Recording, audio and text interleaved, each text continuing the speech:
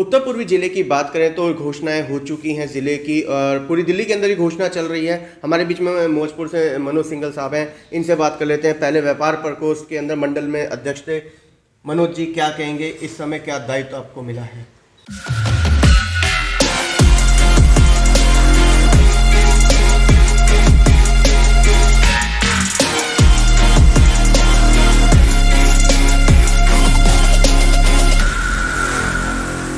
नहीं, अभी जो जिले की मेन टीम की घोषणा हुई है और अभी उसमें थोड़ा सा वक्त लगने जा रहा है और जैसा भी क्या नाम है पार्टी का निर्देश होगा, जैसे भी हमारे अध्यक्ष जी जो जिम्मेदारी हमें देंगे उसके हम खड़े उतरने की पूरा प्रयास करेंगे। व्यापार प्रकोष्ठ की बात करें, बड़े ही ईमानदारी के साथ और दबंगई के साथ में मैं ये कहूँगा कि पूरा मंडल चला है। नहीं, इसमें कोई शक नहीं है कि व्यापार प्रकोष्ठ, देखिए मैं आपको बता दूं कि एक हम अग्रवाल समाज के नाते भी मैं एक बात आपको कहना चाहूँगा कि व्यापार प्रकोष्ठ एक क्या नाम है कोई छोटा पद नहीं है, बहुत बड़ा पद है और सभी व्यापारियों को साथ लेकर के इसमें चलना चाहिए। और मैं अपनी तरफ से ये भी कोशिश करना चाहूँगा, अगर ज़िले में हमारे बारे में कुछ सोचा जाता है तो इसमें ये भी रखना है कि व्यापारियों की जो बहुत सारी समस्याएं होती हैं छोटी छोटी, जो कि क्या नाम है लोगों तक नहीं पहुंच पाती, प्रशासन तक नहीं पहुंच पाती और वो बहुत ही गंभीर समस्याएं बन जाती हैं जो पीड़ा तक दे देती है लोगों को। तो मैं चाहूँगा कि पार्टी क्या नाम है जैसा भी आगे पद का निर्धारित करेगी उसके ऊपर हम वर्क करेंगे। जिले की आखिरकार घोषणा हो गई, लेकिन आपको कहीं ज्वाइन नहीं, मतलब कोई भी महत्वपूर्ण पद नहीं दिया है, क्या कहेंगे? कहीं कोई नाराजगी? नहीं, ये मेरा परिवार है, भाजपा मेरा एक परिवार है और क्या नाम है शीर्ष नेतृत्व जो करता है वो अच्छा करता है। मोदी जी के ऊपर से जो भी क्या नाम है डायरेक्शन है, आज मैं बहुत खुश हूँ। अजय मावर जी हैं हमारे, मोहन गोयल जी हैं, बहुत मेहनत से ईमानदारी से जो कि क्या नाम है काम कर रहे हैं और बहुत ही अच्छी टीम चुनी है जिसके अंदर 70% आप देखोगे युवाओं को लिया गया है। बिल्कुल। और जो पुराने कार्यकर्ता, हो सकता है किसी की नाराजगी हो, लेकिन ये भी है कि पार्टी को भी आगे बढ़ाना है और ईमानदारी के साथ संगठन काम करे, मिलजुल के काम करे और आने वालों को मौका दिया जाए। आपने व्यापार मंडल के अध्यक्ष रहे, व्यापार देखा है, व्यापारियों का दर्द आपसे बढ़िया कोई नहीं जान सकता। वर्तमान स्थिति में व्यापारियों का दर्द पे क्या कहेंगे? देखिए, व्यापारियों की समस्या तो बहुत सारी है, मैं आपको बताऊं। व्यापारियों की समस्या ये है कि कोई ना कोई प्रशासन का, कोई भी डिपार्टमेंट का आदमी आता है, कन्वर्जन जमा कर देता है, उसके बाद फिर भी उसके ऊपर कोई ना कोई चार्जेस लगा देते हैं, कोई कभी चालान काट दिया जाता है, कभी उसका सामान उठा के ले जाया जाता है। तो मैं ये भी कहना चाहूँगा कि थोड़ा सा इस पे हमें गौर करने वाली बात है पार्टी के नाते। और जो व्यापारी संगठन ही एक ऐसा संगठन होता है जिससे सरकार को मजबूती मिलती है। सारा टैक्स जो पे करता है वो व्यापारी करता है, जिससे कि पूरी जनता को चलाया जाता है, चाहे वो किसान हो चाहे वो कोई भी हो, काम व्यापार से ही चलेगा। मनोज जी, बात करें अगर हम, अब जब से ऑनलाइन शॉपिंग का बाजार ये खुला है तो तब से जो लोकल बाजार है उस पर कोई ना कोई असर? नहीं, उससे बहुत असर है। मैं आपको बता दूं, सबसे बड़ा असर तो ये है कि जो आदमी अपनी रोजी रोटी कमा रहा था, अपनी किराए भाड़े की दुकान लेकर कर रहा था, अपना परिवार चला रहा था और बिल्कुल ईमानदारी से उस व्यापार को कर रहा था, लेकिन हुआ क्या, ये ऑनलाइन बिजनेस जब से आया, ऑनलाइन वालों ने सबसे बड़ी तो धांधलेबाजी है कि ये जितने भी काम करते हैं सब डुप्लीकेसी के काम करते हैं और लोगों को भ्रम में डाले रखते हैं। और हमारी इंडिया की जो पब्लिक है, आप देखिए कि ये एक ऐसी पब्लिक है, किसी में वर्ल्ड में आपको ऐसा नहीं देखने को मिलेगा कि बहुत छोटे से लालच में बहुत बड़ी, क्या नाम है, बहुत छोटे से लालच में मैं कहना चाहूँगा कि बहुत बड़ा नुकसान कर लेती है अपना।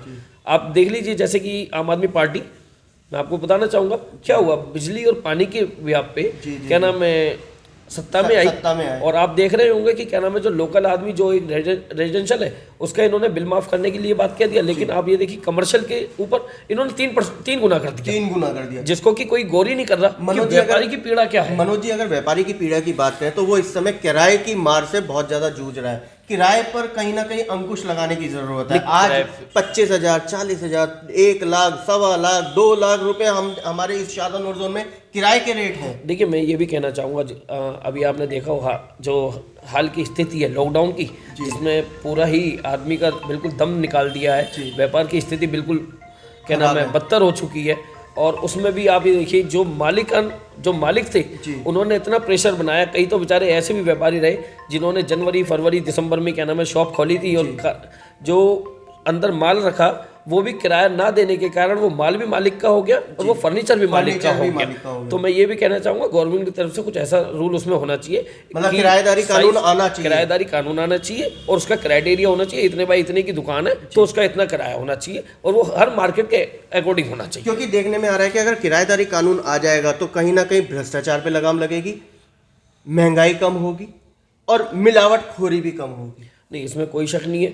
जब क्या नाम है किसी का पेट आप ईमानदारी से भर रहे होंगे तो पहली बात तो वो चोरी क्यों करेगा? क्यों करेगा?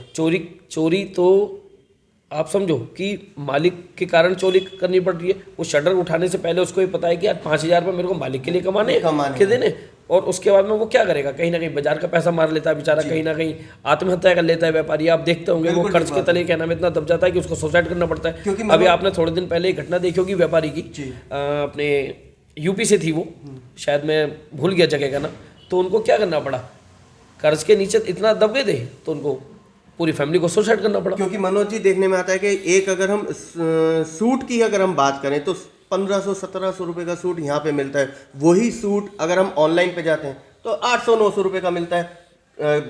पब्लिक 800-900 पे सस्ते पे जाती है। देखिए, मैं आपको उसके लिए तो एक बात कहना चाहूँगा, ऑनलाइन में क्या होता है, ऑनलाइन में एक फ़ोटो दिखाई जाती है आपको, उसका कलर दिखाया जाता है, उसका पर्टिकुलर कोई फैब्रिक नहीं दिखाया जाता। दुकानदार क्या है कि दुकानदार एक ऑनेस्टी दुकानदार होता है, व्यापारी की अपनी ऑनेस्टी होती है कि वो बैठा है वहाँ पे, अपना गल्ला लेके बैठा है, अपनी शॉप लेके बैठा है। अगर कल को कोई दिक्कत आती है तो आप उसके पास जा सकती है। लेकिन आप ये देखिए ऑनलाइन में क्या होता है, आपके अकाउंट से पैसे डिटेक्ट हो गए, उसके बाद में आप किसी को कोई कहने सुनने वाला लेकिन 8-10 दिन की वापसी भी होती है। देखिए वो सब कुछ नहीं है, जो आप देखोगे जा करके वो कहीं ना कहीं हमारी टोपी हमारे को पहना दी जाती है। वो वापसी तो मिला के मैं वापसी सवाल वही लाता हूँ कि किराएदारी कानून आना चाहिए। आप सहमत हैं? किराएदारी कानून आना चाहिए, बहुत अच्छा रहेगा हमारे व्यापारी के लिए। और मैं सरकार से भी अपील करना चाहता हूँ कि जितनी भी मार्केट हैं उस मार्केट के अकॉर्डिंग आप लाइए। ये नहीं कि पर्टिकुलर एक ही धारा पे आप लाएं कि किसी मार्केट का अच्छा कोई क्राइटेरिया है तो उसमें उसी के अकॉर्डिंग रेट आने चाहिए। लेकिन ऐसा ना हो कि 20,000 का किराया है और आप 70,000 रुपये अगर मांगोगे और काम के लिए अगर वो ले भी लेता लालसा में आके, तो कहीं ना कहीं वही आत्महत्या करने वाली बात आ जाती है व्यापारी के लिए।